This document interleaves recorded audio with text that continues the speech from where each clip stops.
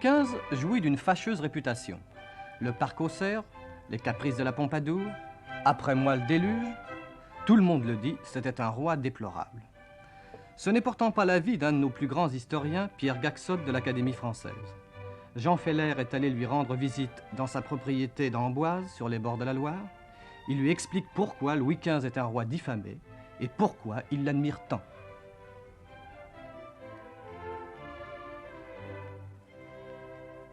Naturellement, vous avez Louis XV chez vous.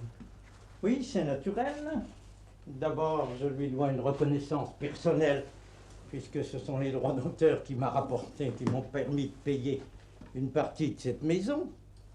Et en plus, je l'admire. J'admire son temps, j'admire son règne, j'admire même sa personne. Pourquoi? Je crois que, j'en suis sûr, c'est le roi le plus épris de progrès de l'histoire de France, le plus moderne, le plus égalitaire. C'est pas contre lui que s'est fait la Révolution, c'est contre l'aristocratique et réactionnaire Louis XVI.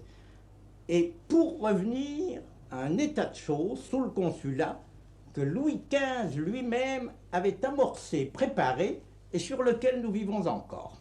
En somme, vous pensez démontrer que le XVIIIe siècle est le grand siècle progressiste de la France? Je ne pense pas l'avoir établi, je l'ai établi. Et je ne suis pas le seul. Vous avez été le premier, en tout cas. Ces idées ont été largement confirmées par les derniers travaux. Louis XV a donc été un très grand roi. Non, un roi qui faisait son métier. Un roi de métier, si vous voulez. Enfin, on ne peut pas voir toute la politique de Versailles et à travers l'œil du roi. Qu'est-ce que c'était la France? Qu'est-ce que c'était les Français au XVIIIe siècle? Il ne faut pas faire la guerre à l'état-major, si on veut la connaître. Il faut faire la guerre dans la troupe. Il faut connaître la nation. Eh bien, le règne de Louis XV est un règne d'enrichissement général pour tout le monde. Pour les paysans, pour les ouvriers, pour les bourgeois, tout le monde s'est enrichi.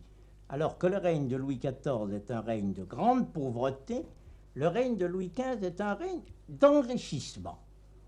Et à ce moment-là, on a vu naître précisément une classe sociale qui n'avait jamais existé, qui est celle des fonctionnaires. C'est Louis XV qui a créé le fonctionnaire au sens moderne du mot. Les fonctionnaires tels que nous connaissons aujourd'hui. Tel Monsieur que Le Bureau. Monsieur Le Bureau. Il a des bas de soie, il a une épée, il a un tricorne, une perruque, mais c'est Monsieur Le Bureau. Comment ça est-il né? Bien, il existait un grand nombre d'administrations, mais la plupart de ces administrations étaient confiées à ce que l'on appelait des officiers, c'est-à-dire des propriétaires d'office. Or, quand Louis XV, plus exactement son ministre Horry et le directeur général des ponts et chaussées Trudaine ont commencé la réfection du réseau routier français, ces officiers étaient inférieurs à leur tâche. Il a donc fallu créer le technicien des routes. Et à ce moment-là, on a créé l'école des ponts et chaussées, on a créé le fonctionnaire des ponts et chaussées, ça se situe vers 1747, et sur cette administration, on a créé l'administration des mines, sur ce même modèle. Ensuite, on a tout modifié, tout arrangé, de sorte qu'actuellement, si nous regardons la France d'aujourd'hui, nous y trouvons le souvenir de Louis XV à chaque pas. L'enregistrement, il l'a réorganisé. Les hypothèques, il les a réorganisées. Les ponts et chaussées, les mines, les eaux et forêts, la direction des impôts. Nous payons des impôts qui ont été établis par Louis XV. La taxe proportionnelle est une invention de Louis XV. Et à chaque moment, nous butons sur son souvenir. Que reste-t-il de la grande administration de Louis XV? Qu'est-ce qu'il reste Il du reste visage qu'il a donné à la France? Il reste à peu près tout. Ah. C'est-à-dire que l'administration consulaire sur laquelle nous vivons actuellement, c'est en gros l'administration de Louis XV. Les gens qui ont entouré Bonaparte après le 18 Brumaire étaient en grande partie des gens qui avaient occupé des postes administratifs à la fin de l'ancienne monarchie et qui se sont dépêchés de rétablir ce qui existait.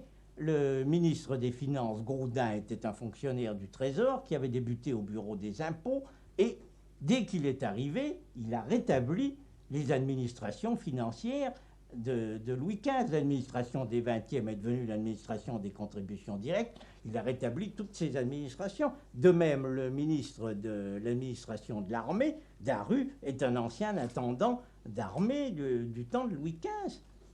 C'était des hommes anciens, mais quand même, ils travaillaient sous une impulsion nouvelle. Napoléon avait des idées tout à fait neuves sur l'administration de la France. Il n'a quand même pas repris ce qui avait été créé ou inventé par Louis XV. Il n'a pas repris entièrement, et son apport propre est critiquable, en ce sens qu'il a inventé le département, ou maintenu le département, plus exactement, qui brisait les divisions régionales de la France. Et actuellement, on essaie de revenir précisément aux généralités de Louis XV, c'est-à-dire à des circonscriptions plus vastes. Louis XV gouvernait la France avec 34 ou 35 intendants. Et c'est à ça qu'on essaye de revenir avec les préfets régionaux, les grandes divisions. En somme, Louis XV était un roi conforme à la grande tradition monarchique, mais aurait-il évité la Révolution? Ce n'est pas Louis XV qui est responsable de la Révolution, c'est Louis XVI. Le siècle de Louis XV est un siècle de progrès, un siècle qui est dirigé contre les classes privilégiées. Tout le règne de Louis XV est une lutte interne pour faire payer les riches qui ne veulent pas payer. Toute la lutte sur le XXe roule là-dessus. Arriver à faire payer l'impôt aux classes privilégiées. Et un historien a écrit un livre qui s'appelle Louis XV contre le mur d'argent. Si quelqu'un a rencontré le mur d'argent, c'est Louis XV. Bien, il a réussi à l'enfoncer. Le dernier ministère de Louis XV, c'est-à-dire le ministère de Maupoux, d'Aiguillon, Terré, est un ministère de combat qui arrive à faire la réforme intérieure du royaume, complètement. Eh bien, Louis XVI abolit tout ça. Le règne de Louis XVI est un règne de réaction. C'est un règne de réaction aristocratique. Un règne de droite. De droite, si vous voulez, mais surtout un règne de réaction aristocratique qui est favorable aux classes privilégiées, dans l'armée, dans l'agriculture, partout. Il se pose d'immenses problèmes agricoles à ce moment-là, le problème des droits féodaux, le problème du partage des communaux. Tous ces problèmes, sous Louis XVI, se résolvent dans l'intérêt des classes privilégiées. Et c'est précisément cela qui provoque la Révolution. L'arrivée de Louis XVI, qui passe pour un roi libéral, est en réalité l'arrivée des idées réactionnaires, c'est-à-dire la monarchie auquel rêve Louis XVI, car Louis XVI avait des idées personnelles, contrairement à ce qu'on croit. Ça n'est pas seulement un brave homme joué des influences, non, il se faisait une idée très précise de la monarchie. Or, l'idée qu'il s'en faisait, c'était une idée qui était en retard sur le temps. C'est une idée féodale. C'est une idée quasi féodale, où la féodalité se trouvait représentée par les grands corps de l'État, c'est-à-dire par les parlements, les cours de justice parlementaires, mais il s'en faisait une idée réactionnaire, une idée, tout ce que perdait le roi n'était pas gagné par le peuple, c'était gagné par les privilégiés. Et c'est précisément cette importance nouvelle, cette reprise des privilégiés qui explique la colère populaire et qui explique la Révolution, qui en un certain sens était légitime. Et si Louis XV avait vécu, on continuait sur cette lancée de ces dernières années, c'est-à-dire que, somme toute, on arrivait à un régime qui, en gros, représentait le consulat. Donc, on sautait par-dessus. De Louis XV au consulat, la Révolution n'est qu'un accident. La Révolution est un accident dû, je dois le dire, à un mauvais roi qui a été Louis XVI. C'est ça. Alors, par conséquent, c'est Louis XV, le consulat, le 19e siècle, et 1960, Louis XV toujours là. Et Louis XV est toujours là, et nous vivons en grande partie, non seulement sur les idées du XVIIIe siècle, mais sur les institutions et les créations du XVIIIe siècle.